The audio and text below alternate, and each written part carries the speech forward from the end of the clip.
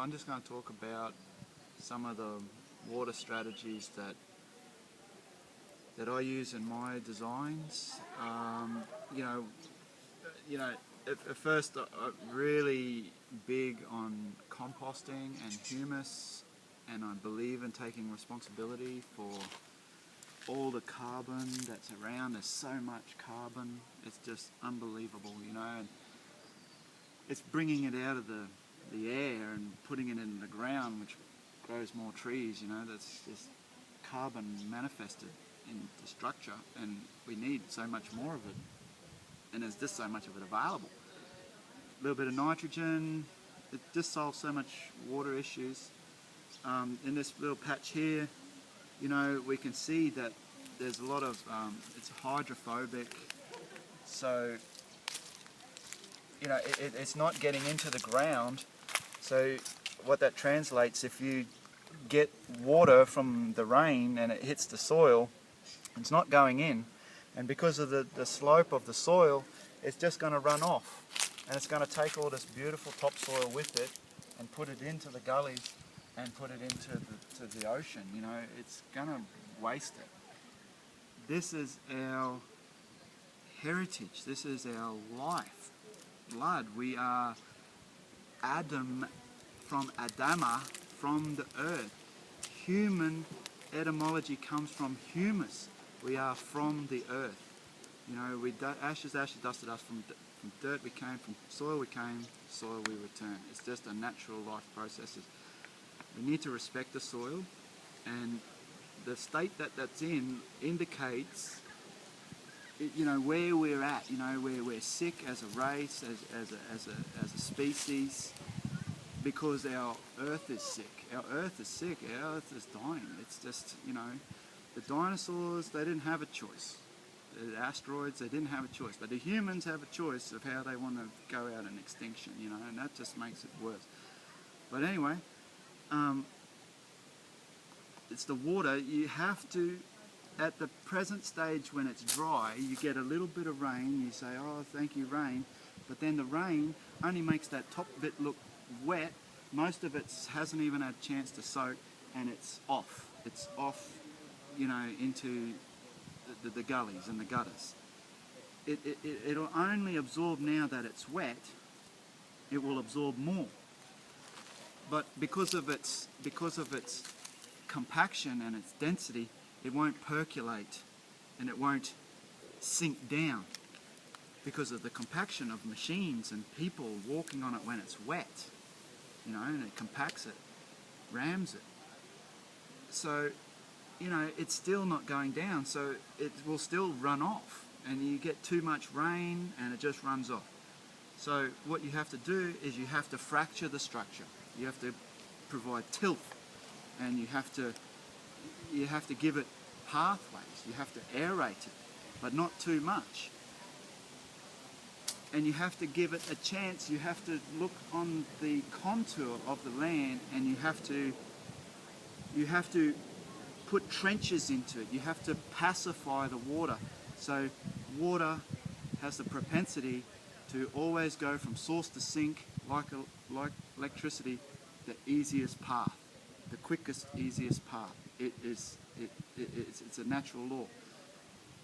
So it will always hasten to do that as quickly as possible also.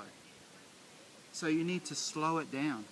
And the best way to do that is you can just use a water level, a bunyip level as they're called, or a laser level, and you find your waypoints all along your landscape in the contour, and you mark them out, and you can do that with some pegs, and then you can just get some lime, some garden lime, and you mark out your line, and you can rip it. You just rip it, so you're ripping down, so you give the water somewhere for it to go, and then it will hydrate the whole landscape forever. The water will just go out and it will stay on contour, and it will hydrate the whole landscape. Before, it will overflow that system and go into the next contour line. So you can rip it to get it down, or you can build swales and mounds so that the water has time to sit and has time to go down into the soil.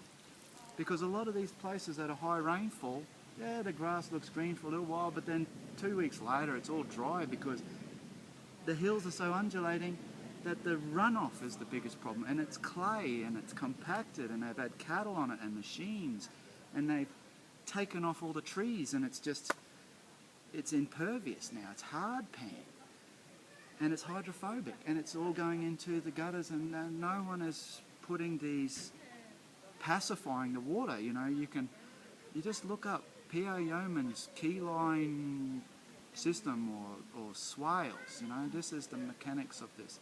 Water for every farm. Yeah, exactly. P.O. Yeoman's. That's right, Yeah. that's right.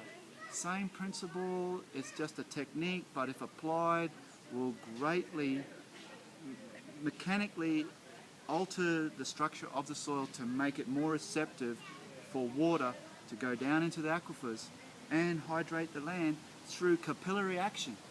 It will actually come back up. So you actually have to bank and sequester your water to make your wet seasons longer and your drought seasons shorter in between the rain cycles, instead of having, you know, a couple of good rainy weeks and then a couple of weeks later it's all dry again, you know, because no one has, you know, you have to plan for the future. So, you know, you have to, like P.A. Yeoman talks about sending the waters from the valleys to the ridges. You can do this. It's not complicated. You know, I can just go over it, but I'll just be explaining the information that's already out there. It's very simple, really. You know, it's just in your gardens, you just make them the width of how far wide you can stretch your legs, because you stretch your legs and straddle the garden bed while you're weeding and picking and tending to your garden. So that's the width. It's a set parameter. You just make it that width. You don't make it wider or even narrower, because that's not efficient use of space. You'd never want to stand on your soil once it's been fixed.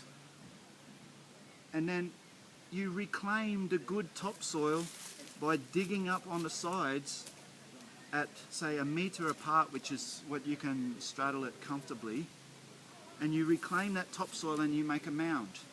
So now, and you do it all on contour, so now the water will sit in the swales, and the soil will not get waterlogged because it's a foot higher than the water level, even at saturated level. So it has good drainage, but it also has good capillary action, and it's optimal moisture content all the time.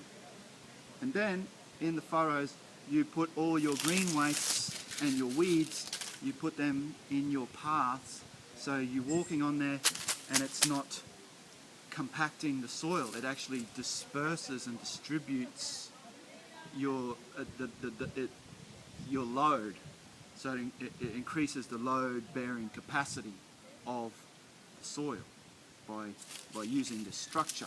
It's like a cushion, and it also conveniently gives you a place to put your weeds.